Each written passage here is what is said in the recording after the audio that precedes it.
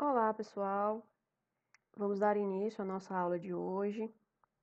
Mais um bimestre se iniciando, então estamos dando início ao segundo bimestre. O conteúdo desse bimestre vai ser sobre soluções químicas, tá? Quando a gente fala de solução, a gente pensa logo em resolver algum problema, alguma coisa desse tipo. Na química, a gente dá outro conceito à solução, tá? Eu estou utilizando aqui um slide do professor Silvio Gentil. Não o conheço, mas obrigado pelo slide. Vamos ao conceito, certo? Conceito de classificação. O que é uma solução na química? Então, por definição, solução são todas as misturas homogêneas de duas ou mais substâncias. Então, vamos relembrar lá do primeiro ano, o que é uma mistura homogênea? Então, a gente vai misturar duas ou mais substâncias e não vamos conseguir ver diferença entre elas. A gente só vai ver apenas uma fase entre essa mistura. Então, solução é toda mistura homogênea, ou seja, a gente só vai conseguir ver uma fase da mistura, ok? A solução ela é composta basicamente por dois componentes. Observe essa figurazinha aqui do meio, onde eu tenho uma mãozinha, tá? Ó, eu tenho o soluto e eu tenho o solvente. O que é o soluto? Na maioria das vezes é o componente da solução que está em menor quantidade. O solvente é o componente que está em maior quantidade. Como a gente está trabalhando com soluções no ensino médio, a gente vai basicamente ter como solvente a água, tá? As soluções que a gente vai trabalhar, na maioria das vezes, o solvente vai ser a água. É tanto que ele é conhecido como solvente universal, tá? Então, para recapitular, as soluções têm dois componentes: solvente, que é o que está em maior quantidade, e o soluto, que está em menor quantidade. Aí eu tenho aí alguns exemplos aqui embaixo, ó. Ouro 18 quilates, né? Esses quilates aí, a gente pensa quando vai comprar aquelas peças de ouro, né? Aquilo não é ouro puro, né? É uma mistura. No caso do 18 quilates e nos outros também, a gente tem mistura de cobre, prata e ouro para formar aquela peça de ouro, no caso aqui 18 quilates. Então eu posso fazer também, observa também aqui no ouro que a gente não consegue ver a diferença, né? Ó, eu tenho a peça de ouro, mas eu não consigo dizer o que é cobre, o que é prata e o que é ouro. Basicamente eu só vejo essa parte sólida amarela, né? Amarelo brilhoso. Nesse outro aqui eu tenho água e sal, ou água e álcool. Quando eu misturo água e sal, pessoal, eu não consigo ver diferença. Então eu vou ter uma solução. No caso aqui, ó, a água vai ser o solvente e o sal vai ser o soluto.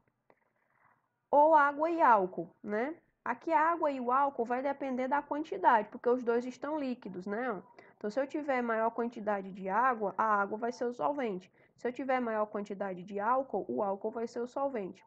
Outro exemplo de solução é o ar atmosférico, que ele é uma mistura homogênea de nitrogênio, oxigênio e outros gases, tá? Então, a gente tem misturas homogêneas, no caso a gente vai chamar agora de solução sólidas, líquidas e gasosas. Mas na maioria das vezes a gente vai trabalhar com soluções líquidas. Pode aparecer algum composto gasoso, mas na maioria vai ser soluções líquidas, ok?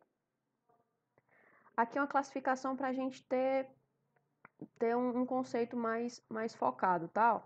Como eu já tinha falado, eu tenho o estado físico da solução, sólido, líquido, gasoso, tá?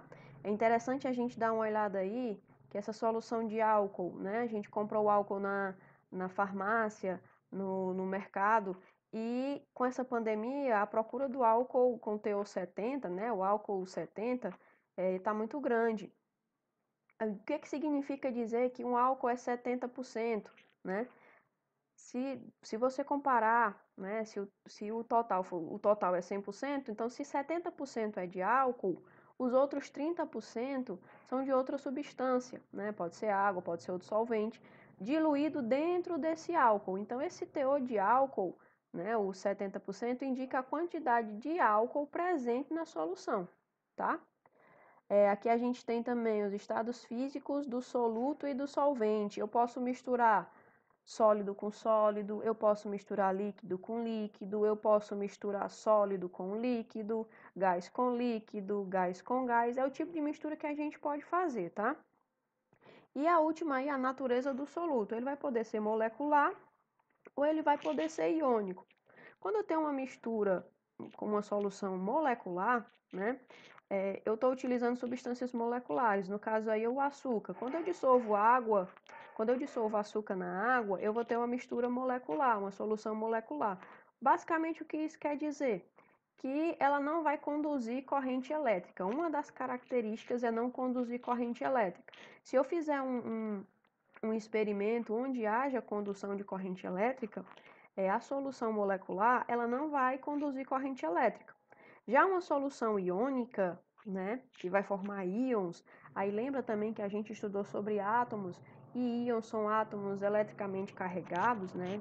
Tem íons positivos e íons negativos, né? Os íons positivos são os cátions e os íons negativos são os ânions. Então tem essa questão do positivo e do negativo.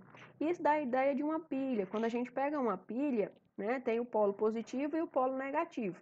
Numa solução iônica, por conta do soluto dissolvido na água, no caso aqui, ser ter natureza iônica, ele vai se dissociar e vai formar polos. Então, essa solução vai parecer basicamente com uma pilha.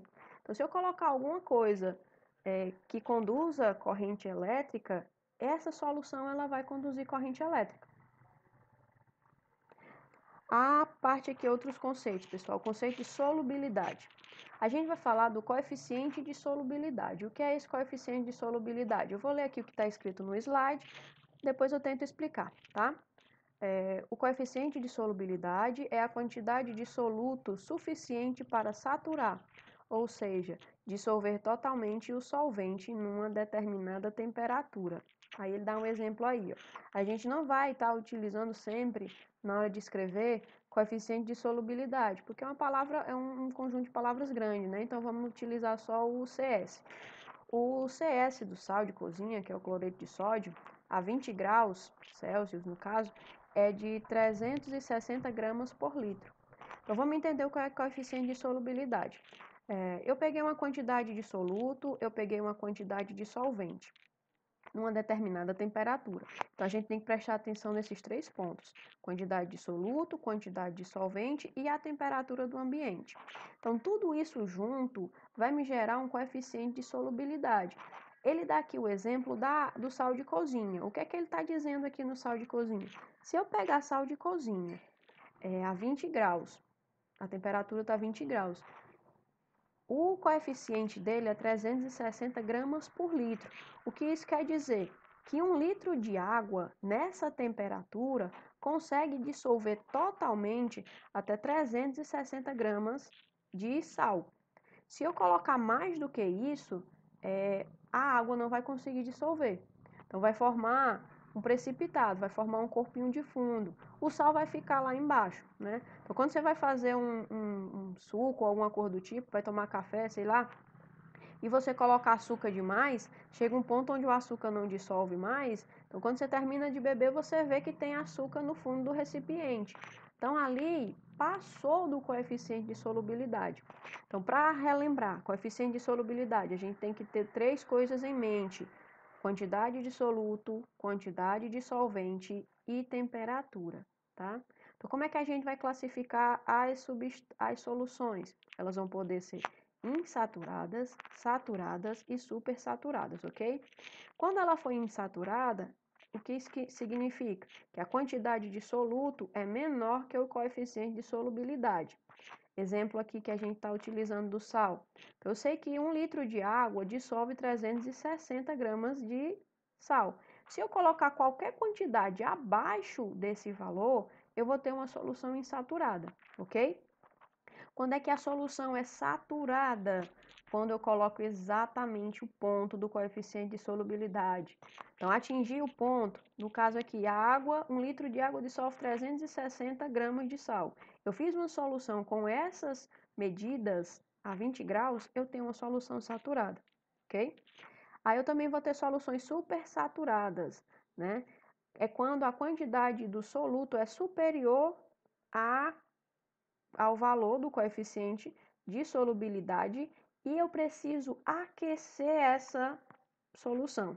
Então, supersaturada, você ultrapassa a quantidade, por exemplo, Vamos dizer que eu coloquei 1 litro de água para ferver, 1 litro de água em uma panela, coloquei mais do que 360, vamos dizer que eu coloquei 365 gramas de sal. Então, quando eu misturo aquilo ali, eu dissolvo o sal, eu vou perceber que vai ficar 5 gramas passando da quantidade que a água consegue dissolver. E essas 5 gramas, elas vão ficar depositadas no fundo do recipiente.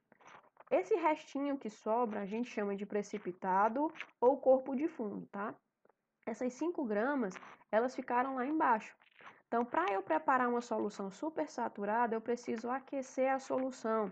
Então, se eu colocar ela no fogo e aquecer, esse sal que ficou lá embaixo, ele vai ser dissolvido.